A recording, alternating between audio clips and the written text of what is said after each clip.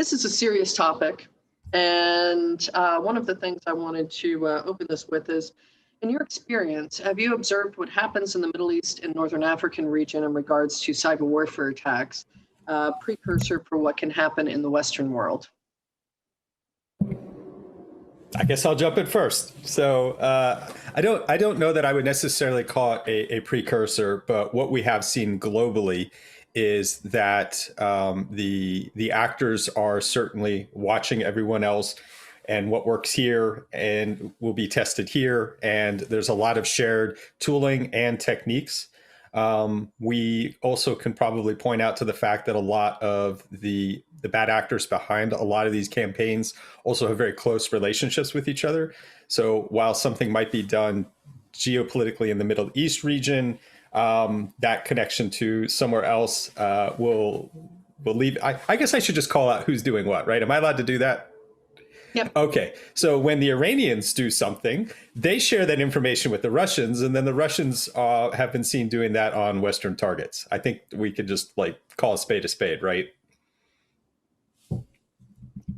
Yeah, definitely.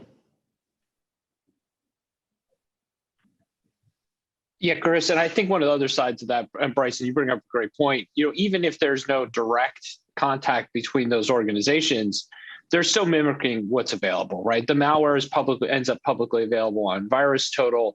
It's a great proving and testing method, regardless of where it is in the Middle East or if it starts in Ukraine. I think it's just been that parallelization of how they are able to learn from each other. Regardless of if they're handing off tools digitally or not, they're still picking up methods. Yeah, definitely. Maya, do you have any comments? Oh, go ahead. Yeah, I mean, one thing to keep in mind looking forward too is the extent to which Iran, Bryson brought up the Iranian actors, their use of ransomware against Israel and elsewhere in the Middle East, the extent to which Iran may be prepping to use that same set of ransomware, or in some cases wiper malware, in the future against the U.S. or Western targets. At Microsoft, that's something that we're trying to track pretty closely, some of those actors that have been conducting those attacks and trying to help protect customers in the U.S. in case Iran pivots to the U.S. or other Western targets. And I think there's likely to be sort of two key factors that are going to determine whether Iran makes that pivot from using those destructive attacks in the Middle East and pivoting them to the West. One of those is the presidential election upcoming in Iran in about 10 days. And then, particularly with the prospects of a hardliner taking control in Iran from the moderate-leaning Rouhani administration. And then second is also the extent of external pressure on Iran. If Iran doesn't see talks progressing in a fashion that they're satisfied with, if it continues to stall and they perceive that pressure remains the same from the West, they may make a pivot from using those types of ransomware and wiper attacks against its regional adversaries to the U.S. And it's interesting to say, though, that this wave of attacks towards Israeli victims started, I don't know, about 9 months ago. There have been a few waves of attacks, but all of them are towards Israeli victims. And for now, we haven't seen any people towards any other country. So 100% of the victims are Israeli, although it's been a while and there have been several waves of attacks with several variants of the malware or the ransomware, or even different types of ransomware entirely. So it would be interesting to see what the future holds, but for now it's still very, very targeted. Which is, by the way, something also interesting because, it's ransomware. So with ransomware, the wipers, they're pretty straightforward, but ransomware, having them as something that's geopolitically targeted, that's a bit odd, because you would think of ransomware as something that's financially motivated. So adding other agendas to it, why use ransomware? Is it maybe to try to do like lose face to the victims? I don't know. So it's interesting. It's interesting to see what will be evolved here. If I could piggyback off what Brian said there, talking about the local political involvement in this, I think this sets up this conversation nicely, which is, why are we seeing these kinds of activities? They're easy to do, they're cheap to do, and there's no real price to them.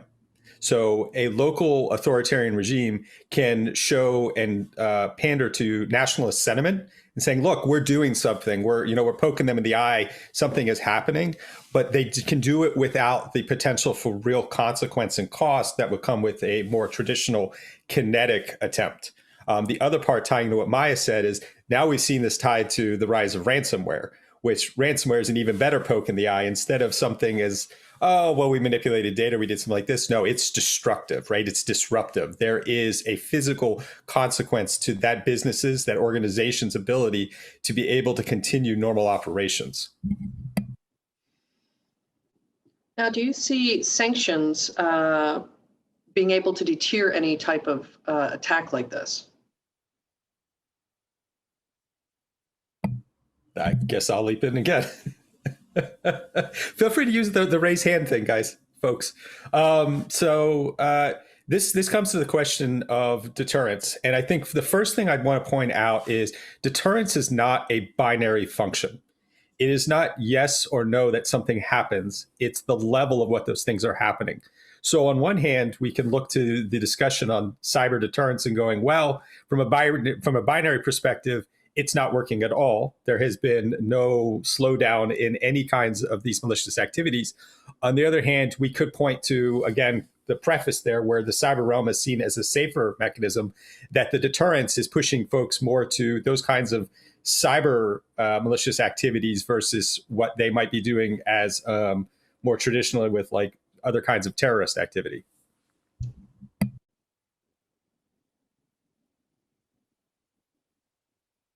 Yeah, definitely. I mean, I think one of the things I've at least observed in different parts of the Middle East is countries that don't have a great level of deterrence when it comes to the cyber area in sanctions or in defensive or offensive tooling end up getting tested on a little bit more than other countries that are viewed as much stronger.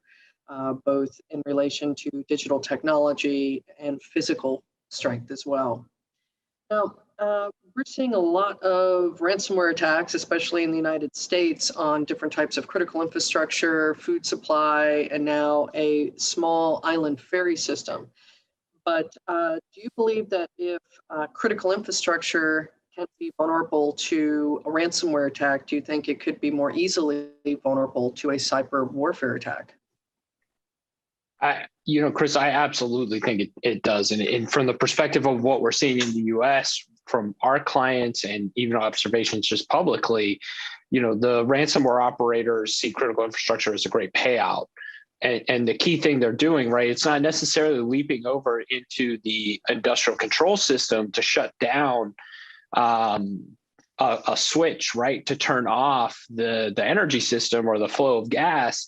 They're shutting down the IT network, right? If they can't take in invoices for an order, they're not producing something, right? And that is occurring more and more. I think what that's proven out is the value of hitting an IT network, right, to be able to shut down OT operations. And I think you've seen that probably from your experience in the past, right, at one of the companies you worked with, right, is that even shutting down that IT network in a really horrific, big way can have that impact. And it takes so much time for companies to come back online for those incidents. And I think of one like Norsk Hydro that happened in Europe. They went online and had to go manual, right? And there's pictures of them with the binders out and bringing their systems back online. In retrospect, they at least had a good plan, right? The documents were there to pull out, even though it did impact their business operation. So I think it's a great, I hate to say ransomware is a great tool for nation state operators, but it allows them them to have that distance from, with plausible deniability on what the attack is, and also, without necessarily touching the key systems right on the critical infrastructure side that really could cause tremendous damage.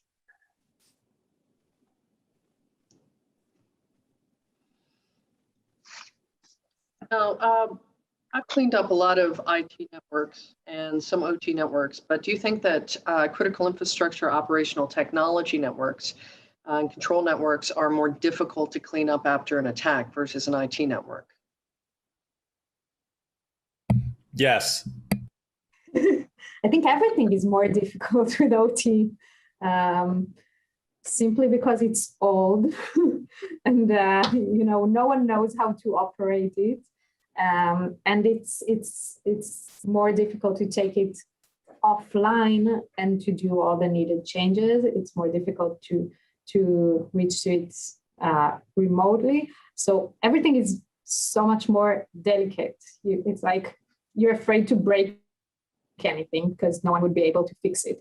So definitely, it could be more of a problem, the attack itself, but also recovering. So even when it's in your hands, you don't trust it. So. Well, also we're talking about the physical world. This is where OT ICS is so different than what we see in enterprise IT. I mean, what's the joke in enterprise IT? Turn it off, turn it back on. Okay, in a ransomware environment, I have more traditional, tried and true, mature backup strategies that are fairly easy to implement. With IT ICS, let's take the technical nerd computer stuff off the table, and we're talking about physical world, right? So if we're talking energy, that's a black start situation. And I can't just turn on a generator and suddenly have power going, right? There are things that are now put into a physical state that is intertwined with those computers that require their own particular things that need to be done and cleared before I can start that again. So yeah, it is much more destructive, and it is not as simple as turning it back on again. Nick, you're on mute. Chris, one question for you. In your experience working with clients, do they realize that, right? That the OT network is more difficult to clean up, is harder to restart, like Bryson was saying, right? Because you're bringing a tremendous amount of knowledge about that with your, when you're coming into a situation. Well, the chief engineers do. However, the executive board who has to make decisions on how much to pay to recover don't necessarily understand that, because less and less are we seeing engineers on boards, even at critical infrastructure organizations, which is a bit of a shame. And if you don't have someone to be able to translate what the chief engineer's concerns are to the board for them to understand, then they just think it's going to be the same as what the CISO might say about the IT network, and it absolutely is not.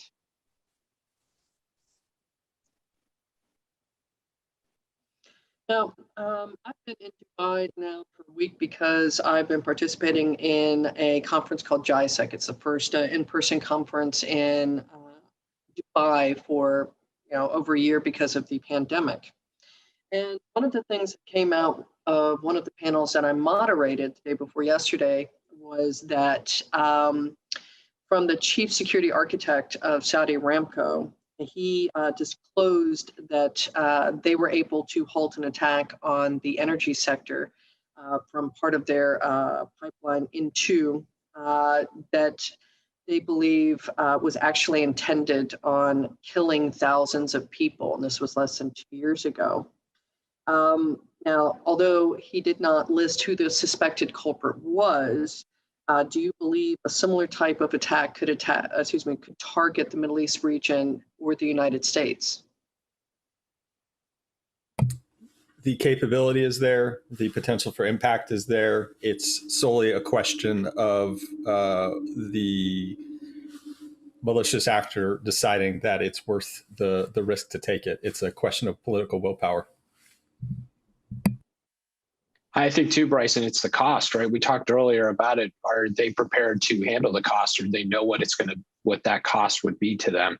We're talking about sanctions earlier as one of those mechanisms, but it's just not clear on how a country would respond to that kind of incident.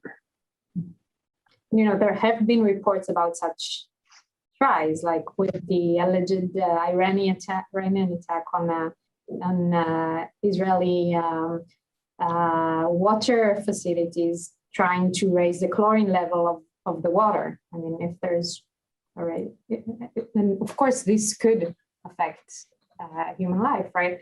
So, and in this case, we also know what was possibly the reaction from Israel, which was the attack on the port in Iran. So we do see that even retaliation is done through cyber. So that's also interesting to see how all the back and forth has moved from the physical world to getting to the physical world through cyber.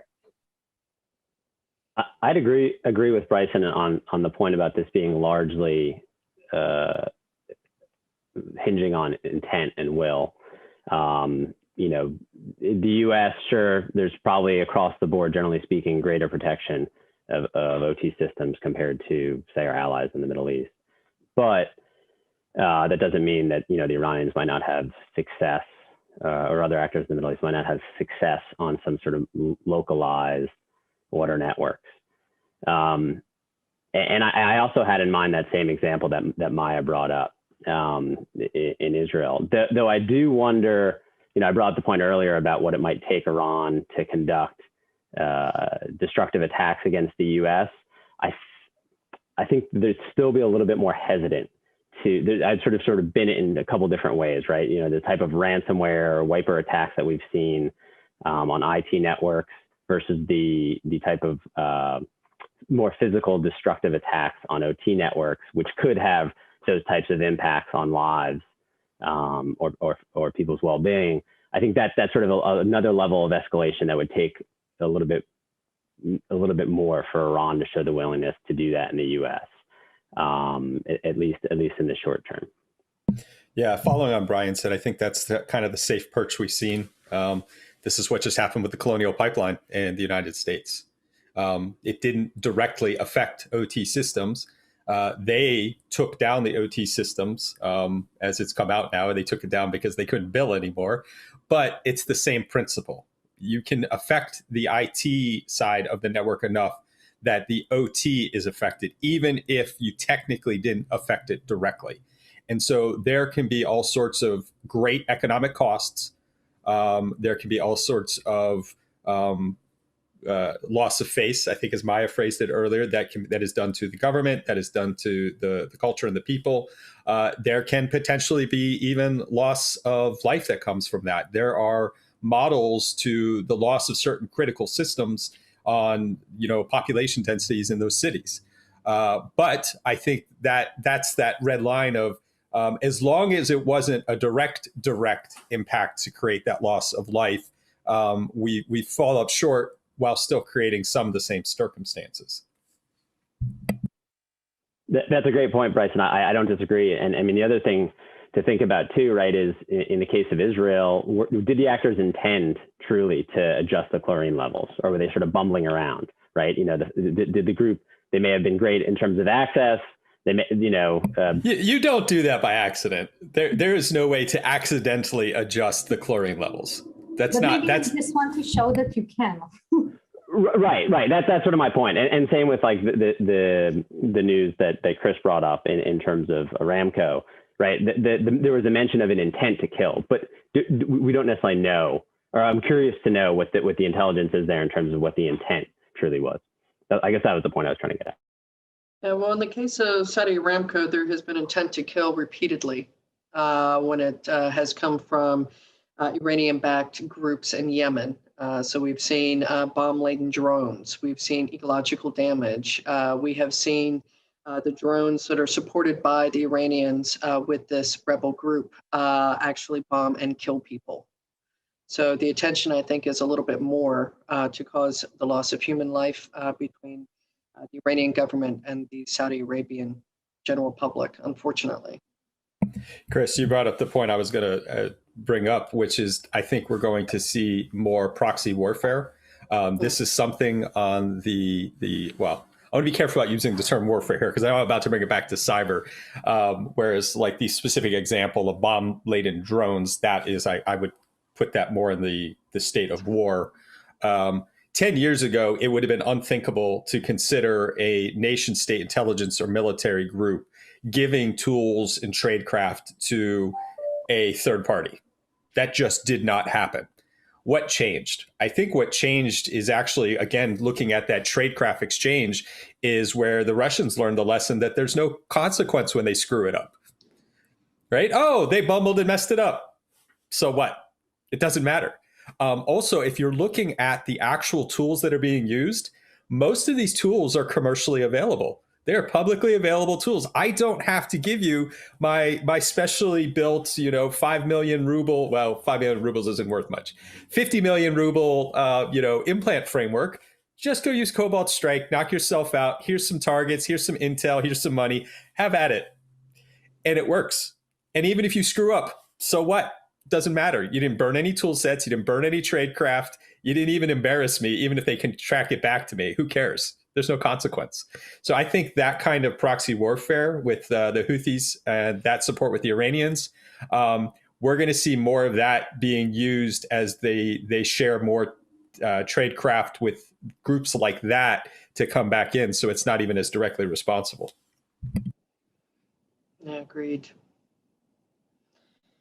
Now, when we're discussing cyber warfare in the context of critical infrastructure, what are some of the knock-on effects that we should be concerned with if it was to occur against medical, water, or energy in terms of this type of critical infrastructure being inoperable?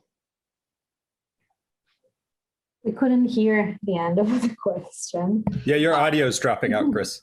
All right. Can you hear me now? All right. So when we discuss cyber warfare in the context of critical infrastructure, what are some of the knock-on domino effects that we could actually see if it was to occur against a medical, water, or energy operation? I don't know that I would throw medical in there, but I mean, energy, water, fuel. I mean, I guess that comes under energy, and you could probably add transportation. Those to me are the core critical infrastructure factors that everything else rests upon.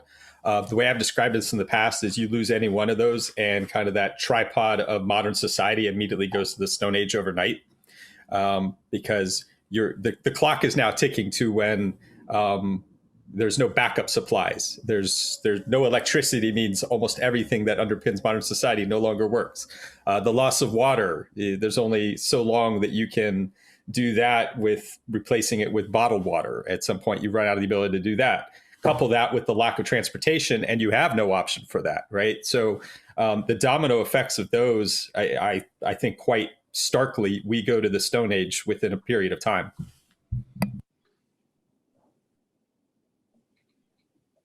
Yeah, and with healthcare, I don't see a huge domino effect, but of course it's devastating on its own. And we just saw what happened in Ireland when a ransomware attack took down many of their hospitals, and eventually the threat actors realized that it's too much, that the effect, the potential effect on people is just too much, and they decided to give the decryption keys for free. They're still keeping, today with ransomware, it's usually the double extortion, meaning that they encrypt the files on the victim, but also steal their customer data. So it means that they have all the medical records of almost every Irish citizen. So they're still holding this information and asking for ransom for it so that they don't publish all this intimate data about the patients. But they decided that, that denying all the healthcare institutes in Ireland from having access to their data is just too much. So, but obviously they are cyber criminals, which is why they're only there for the money, and they realized that this is not what they were looking to do, right? They didn't really want to cause any harm in that sense. For a nation state, for which this is a tool in their warfare, in their geopolitical warfare, maybe these are consequences that they would actually like to achieve. And then we already have proof from the cyber criminals of how devastating this can be.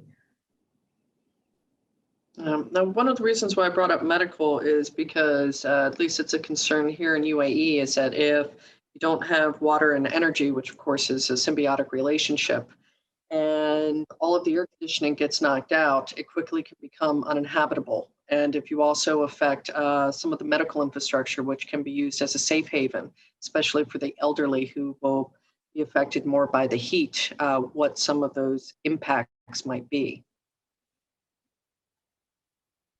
Now, as this region prepares for different types of critical infrastructure, cyber attacks, and cyber warfare, do you think policy is the answer that will solve everything?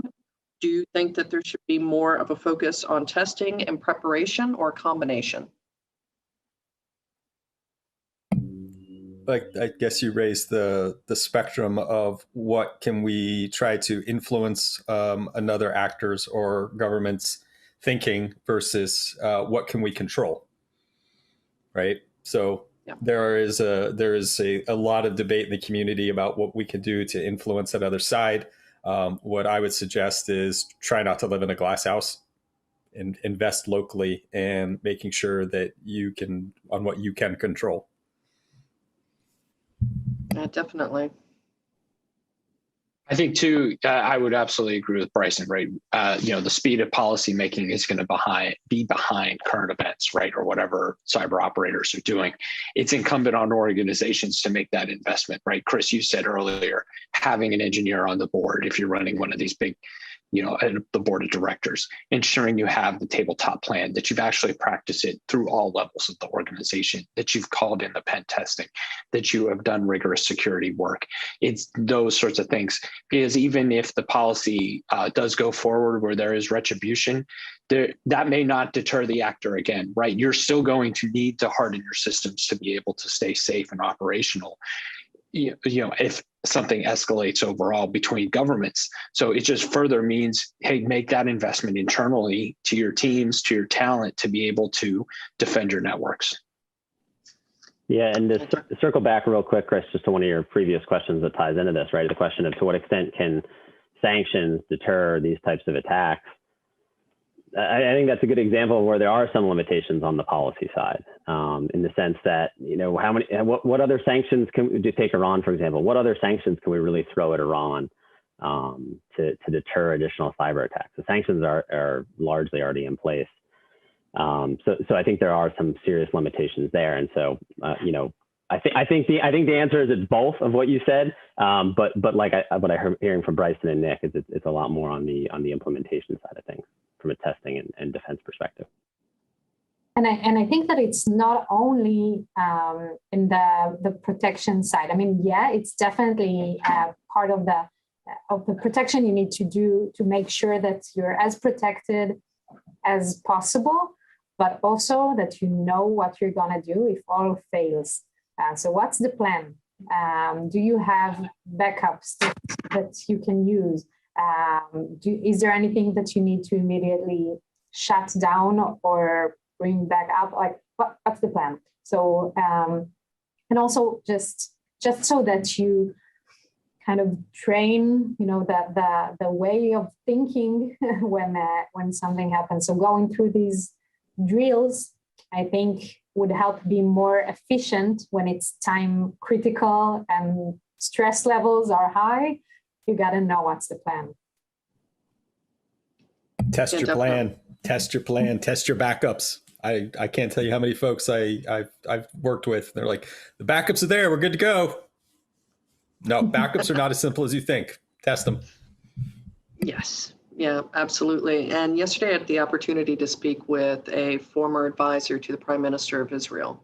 One of the things he brought up was the fact that Israel now has for critical infrastructure, even privately owned infrastructure, a call line that any operator can phone, and it's 119. If they think that they're under attack, or they think that there's an incident, or they suspect something.